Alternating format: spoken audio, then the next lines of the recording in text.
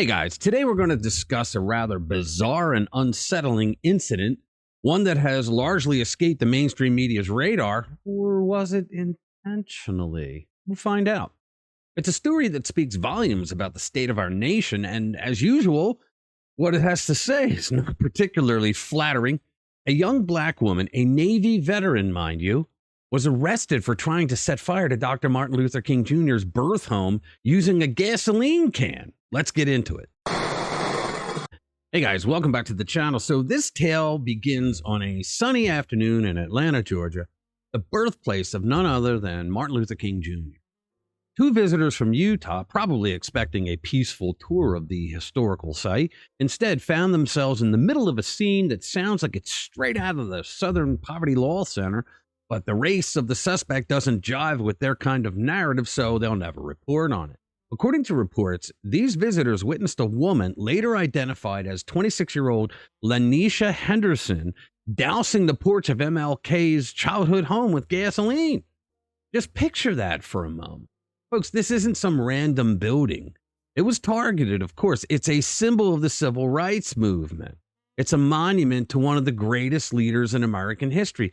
Like him or hate him, he was a great leader.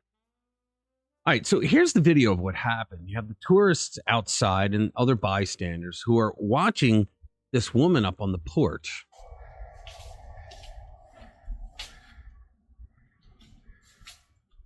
What are you doing? What are you doing? No, that's gasoline. Was there some type of That was quick. connection? At first, guys, I thought these were detectives, that they were police officers, plain clothes, right? But no, these are some of the bystanders that are holding her down. Or you just felt like this is what you needed to do? Okay, Cherokee War Chief, what on the earth does that have to do with an MLK? Same mentality, okay? And that's why he's putting you in a position in which you can still breathe, They're on their way. but you're... Nobody's trying to hurt you. We just want to make sure the house, nothing happens to it. And Now, think about that, folks. She's lucky they didn't beat the living shit out of him. Isn't that what they do in Atlanta? I mean, isn't that what we hear all the time? I mean, can you just imagine? If Dr. Martin Luther King Jr.'s childhood home was burned to the ground and Henderson here got away from the crime scene before anyone saw her? The media would be screaming at the top of their lungs that it was white supremacists. The white supremacists did it. I think every MAGA Republican and Christian fundamentalist within 100 miles of the place would have been arrested and tortured in the basement of the nearest federal black site building. Now, who is Lanisha Henderson? She's a young woman from Brandon, Florida. Let's go, Brandon. With no apparent political affiliations, right?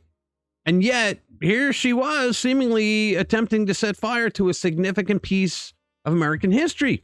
I think it's cuckoo for Cocoa Puffs might be one way to describe it, or maybe there's a little more to the story than meets the eye. Now, the tourists, realizing the gravity of the situation, they tried to get her to stop, but their words fell on deaf ears. In a frantic attempt to preserve the historical landmark, they, along with other bystanders, stepped in to prevent what could have been a catastrophic fire. And you just know the misinformation, fake news media Jacobins are wanting to kill all these people because they destroyed a perfectly good lie that they could have cooked up for the arson of MLK Jr.'s childhood home. They would have gotten Pulitzers. Damn it. They might even still say that she was a white supremacist. Remember when black people could be a white supremacist if they were conservatives or someone that the media didn't like? But you know, it's not too late because they could still say that she is the black face of white supremacy. Now, here's where the story takes an even more distressing turn. WSB-TV reports that Henderson's father revealed that she's a veteran suffering from a mental health crisis. Her poor father. Now, this is a tragic reminder of the neglected state of mental health care in our country.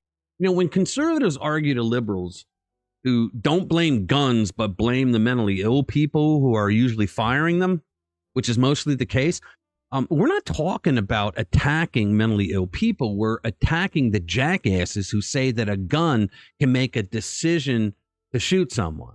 But the mental illness we have going on in this country is a serious thing that the government doesn't seem to want to do anything about because they can scapegoat the guns because they have an agenda there. to disarm everybody. Now, we have this young lady here who, for all intents and purposes, looks like a nice young woman who wouldn't do something like this. She's a Navy veteran, for goodness sake. She looks like she would be helping out at a church choir or a bake sale rather than pouring gasoline all over MLK's porch and his front hedges. Now, thankfully, MLK's childhood home stands unscathed. It's a testament to the vigilance of those tourists and bystanders. But this incident raises more important questions about our society's approach to mental health and the biases in our national narrative. It's time we start addressing these issues with the seriousness that it deserves. All right, make sure you subscribe to our channel and share our videos with like-minded friends who want to stay informed with what's really going on. Stay informed, stay vigilant. Always remember to read between the lines and the lies. Thanks for watching this video. I'll see you in the next one. Everyone needs a shoulder to cry on. Everyone needs a helping hand. Everyone needs someone to rely on. Yes, everyone